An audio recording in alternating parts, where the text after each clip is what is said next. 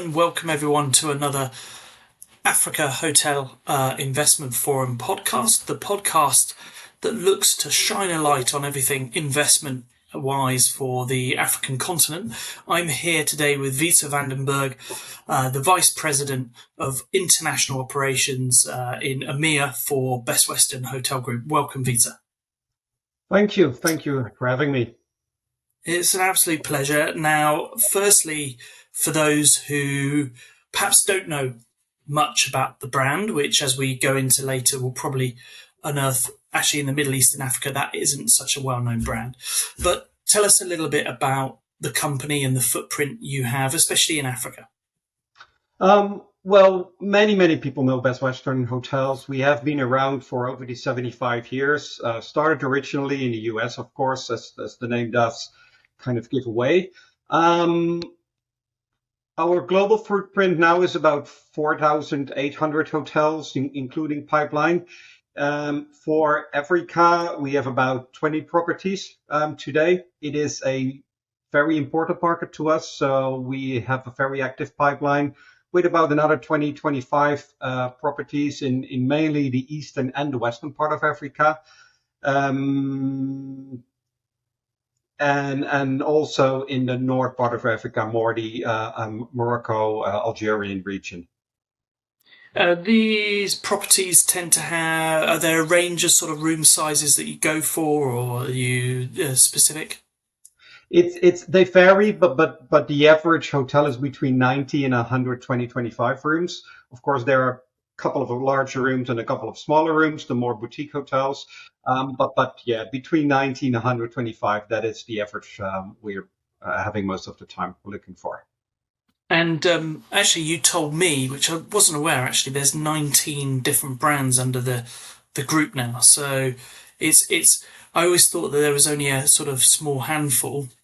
I suppose prior to the COVID, the big news was, I think in 2019, Best Western acquired World Hotels. Obviously added to that group. So you worked as well directly for World Hotels. What do you think that it gave Best Western? What did it add to the business? So really, it started even before Best Western acquired World Hotels. Since, the past 15 years, we've seen a large growing big hotel companies, hospitality companies. And basically, it's twofold, right? It's one of the things our customers, like big corporations, are asking us. They want to deal with a party who can help them cater to their travel needs, from economy product to the 5-star plus product. Where Best Western was traditionally always in the mid-market, we started to diverse that mid-market in after the 2010s. So we created Best Western Plus, Best Western Premier for upper mid-scale and upscale, and also evaluated into the extended stay brands, more lifestyle brands like 5 by Best Western, 8 by Best Western. And then about the mid of the last decade, we started our own new economy brand. It's called SureStay. We have about 400 properties live today across the globe. And that was really to tap into that, that economy and budget part of the market.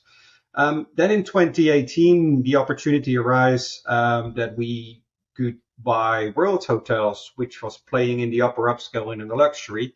And that was effective early 2019. So we bought World Hotels. And now if you see total portfolio of brands, what we have, it's 19 different brands. It's basically a group of 4 or 5 brands in the economy budget segment. 4 different World Hotels brands, the luxury being the luxury World Hotels, but also for lifestyle and boutique hotel, we have Crafted by World Hotels. And then we have a variety of mid-scale brands. So yeah, if you add it up, it's 19 brands. And again, the goal is really to cater to not only the customers who are buying all brands, but also the people in our loyalty program who will one day, be in a mid-scale hotel and want to have a very experiential luxury journey the next time. So in order to cater to all those people, we ended up where we are with these 19 brands today. And other, I guess, big changes in the last few years has been the adoption of a new CEO, which I think was sort of 12 months or so ago now. Um, and since that appointment, the focus has changed for the organisation. You were saying to me earlier that, obviously Europe, America, and then now Middle East, Africa. What are the goals then across Middle East, Africa for the company? So let's say in the past, we had a bigger focus on North America. There was a big focus on continental or traditional Europe as well. But now, since Larry Kukulik is our CEO, we have a far more global strategy and a growth strategy. So a lot of things happened in between, but I think the two major things to really point out is now that we have a president for international operations, so everything for the BWH hotels outside of North America. Um, and that gentleman is Ron Paul. He has a seat at the executive team in our Phoenix office as well. So that gives us the ability to have a broader focus on growing in more new regions. Africa, Middle East, of course, being one of the most important of them. So if you look to our targets, we want to grow our footprint. I said it's about 20 hotels and about a 20 plus in the pipeline. But our ambition is by 2026 to have about 80 hotels in the continent of Africa. Not including the Middle East. That's a different number. Yeah, how do we plan on doing that? We have hired a couple of new development people in the Middle East and in Africa, so that we have the right people, the boots on the ground to, sit with owners, investors, and of course also existing hoteliers who are either looking for a new flag on their property or moving away from independent to one of our 19 brands. Now, the news hot off the press is that Best Western now is moving from being an economy chain to one which is luxury. It's obviously, firstly, quite an easy statement to make, just off the cuff, but it's also quite a brave one in the sense that, you've been predominantly known as a sort of economy chain anyway.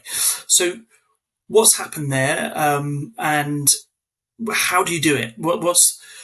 How do you get to this place, and why I suppose would you do it? Yeah. So why we do it is, of course, when we acquired World Hotels and we have the ambition to have a bigger footprint in the upper upscale and in the luxury market. The name Best Western was not helping to that. We are very proud of our name. It's well known in the mid-scale and upper mid-scale, but not in the luxury place. So that is one of the reasons why we have changed our parent company name into BWH Hotels, to make sure that it's not only Best Western hotels, right? We have economy hotels, we have mid-scale, and as said earlier, upper upscale and luxury. But only changing a name, that won't do the trick. When we acquired World Hotels, we also acquired a team of very talented people who have been playing in the upper upscale and luxury segment for over 50 years. So the past 3 years, mainly during COVID, we have used the time to integrate the World Hotels team and the BWH team into the BWH Hotels team, which means that, different than in the days prior to the acquisition, within our corporate sales force, we now have corporate salespeople and leisure salespeople who have been working in the upper upscale markets and the luxury market for years. We have added marketing communication people who had a background in that landscape as well.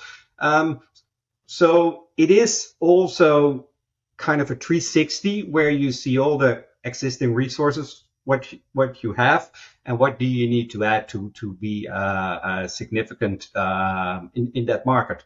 One of the most concrete examples is that last year we did the ILTM in Cannes, the luxury trade market, something Best Western would never have done before. But having those 200 plus hotels in the upper upscale and luxury, now it makes sense for us to be there with the right people meeting the right clients. If that answers your question. Absolutely, but will we be saying Best Western and World Hotels in the future, or are we saying BWH from now on? Is that the point here, that Best Western has that legacy? So does it go to create that new focus? No. We'll stick with all the different names, especially when it comes to consumer marketing. When it comes to corporate sales, those people, the big corporations, the big Fortune 500 companies, they want to buy all the different levels we have on the shelf. So going B2B, we will reach out to them as BWH hotels. When it is consumer who want to stay in a mid-scale product or in a luxury product, that's where we retain our Best Western brand, World Hotels brand, and all the different brands. It's if you would look to competitors, IHG, they still have Holiday Inn, they have Crown Plaza, they have Kimpton. Accor is a parent company, but it will go out to the public with Sofitel and Novotel and Ibis. So that is our strategy. We're not going to rename all Best Western hotels because we know it's a very strong brand with a very high awareness. And the same goes for SureStay and World Hotels. So B2B, it's BWH hotels. Or when it comes to the end consumer, we'll stick to our well-known brand names. So it also seems that the organisation is going through a very fast transformation in some ways, with the new leadership driving that. What in your opinion, why is that needed in the current world competitiveness? Well, you said competitive, and that is one of the main important things. In the world today, size does matter. I mean, if we go out to companies like OTAs, if we go out to companies like the traditional travel management companies or consortia, of course, size does matter because you have a bigger purchasing volume.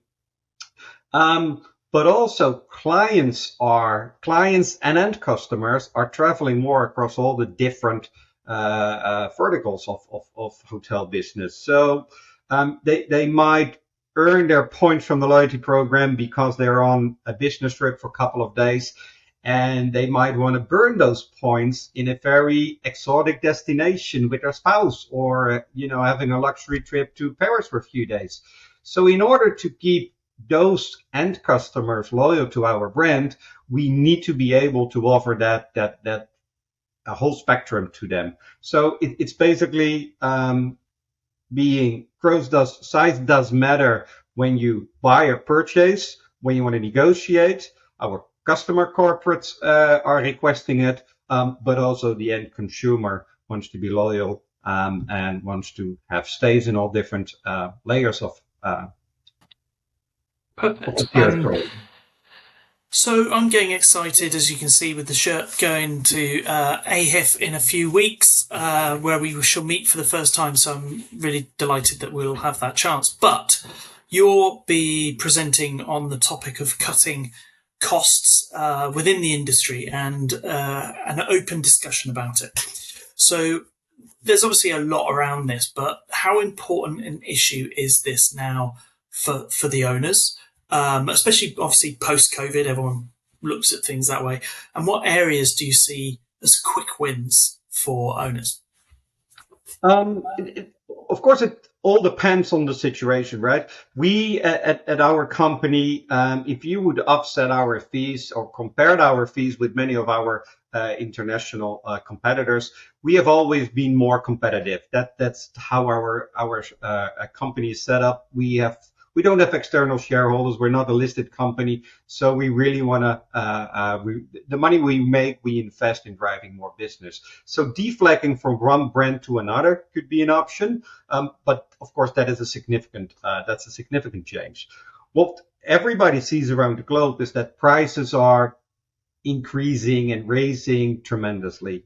It is labor cost, it's energy cost, it's construction costs.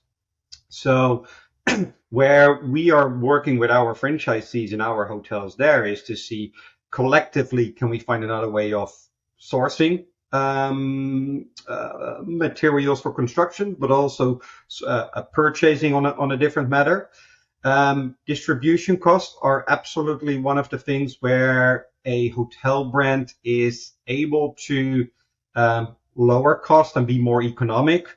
I mean, of course, we need to earn money at the end of the day as well. But if we can make our own technology on the backside, what nobody sees, but what is super important to deliver reservations and be there where reservations are made, if we can make that more economic, we can have lower margins, which will put through to our hotels. So it's basically on a couple of angles. It is the size, or sorry, the price of the membership. It is helping hotels and groups of hotels with operational costs like combining buying power, and third, the distribution costs we all face, making that more economic through investing in technology. Perfect. And I'll leave it there for now because obviously we don't want to give too much away for those that are coming over to Nairobi. And Wytze, thanks so much for joining us today. And again, I really look forward to seeing you in a few weeks in Kenya. Looking forward to that. And I'll be there to answer anybody's question. So thanks for the time, Matthew. Thank you so much.